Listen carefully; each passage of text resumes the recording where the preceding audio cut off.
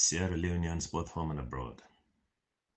This is a letter written to Mr. Matthew Samura Wilson Kamara, PhD, by Alpha Khalifa Karoma, MSc, LLM, BL. Dear Mr. Samura Kamara, PhD, I hope this letter finds you well. It is with great admiration and courage that I write this letter to you.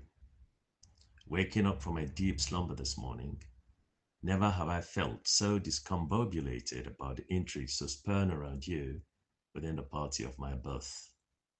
The souls of my parents, the founding fathers, S.I. Kuruma and S.A.T. Kuruma, and a few others will be troubled by such intrigues, much more than the forgivable sins, I presume, they might have committed in their time of life.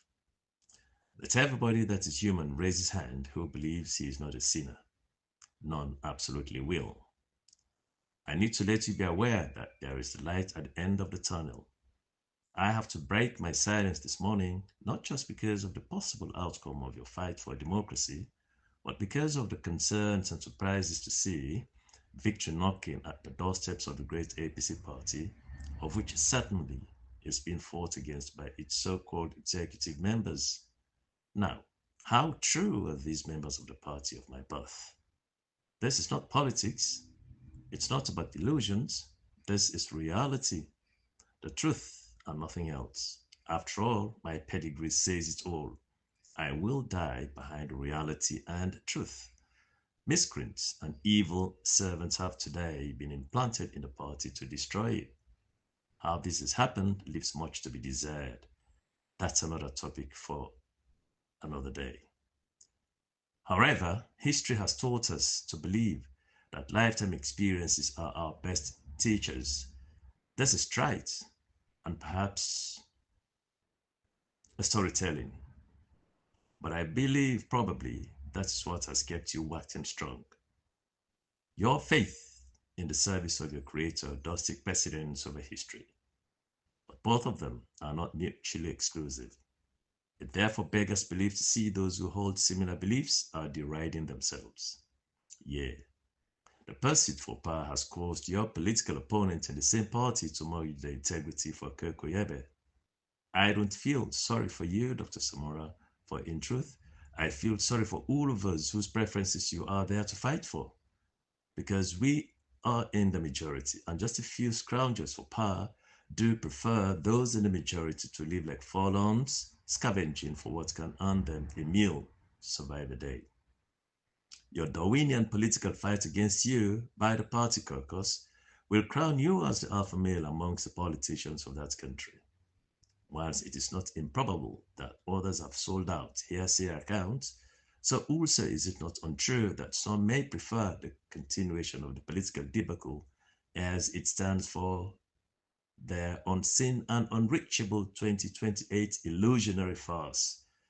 This has placed your enemies both in the political divide and the situation of Dizo a fictional character in a poem which says, and I quote, Dizo has treated me thus. It has led me in the sharps of the forests. Returning is not possible. Going forward is a great difficulty. Some of these dangerous politicians will rather fight to the bitter end of their lives without any gains otherwise than by destroying their souls and political careers. My advice to you is that don't give up the fight. As the songwriter Bob Nestor Morley says, martyrdom will become your historical path in the aftermath of your success over your opponents. As legal experts, I see no reason why the tripartite must fail. Lack of legal knowledge has given the most fainted disbelief over it. But for me, as legal personality and of the international participants, it is no gainsay that the intrinsic substance of that binding agreement shall surely bear fruits. Restoration of democracy in our motherland. That's what you stand for. That's why you and some of us working behind the scenes are fighting for. While some fight by the use of bribery and the bullets to remain in power, others like us fight using the pen and diplomacy and the power of God we believe in to change political dynamics. The international law principle in agreements such as the tripartite is consistent with the codes pacta sunt servanda, meaning all agreements must be kept to the fullest. That must be your choice. That is my inviolable hope for you as well. That all the barrackroom lawyers give the tripartite their insipid and languid interpretations. The fact of the matter is that the international law partners shall put their thumb in the implementation and actionability of those areas of disagreement, the rerun of the elections, which are widely considered to be inapposite and irreparably botched. That is the crux of the matter known to the doers, the international partners, the disadvantaged, the conspirators in our party, and even those who are boastful of doubtful terminal degrees that are insulting better educated international observers as academic dwarfs. It's a shame. How thankful to our Maker shall I become to live and to witness such good for nothing politicians inhaling the stench of their utterances in the nearest future.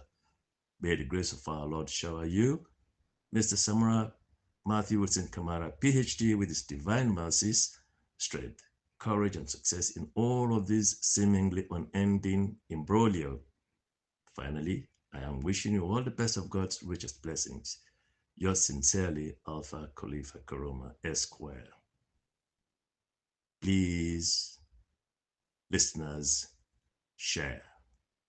Have a good day.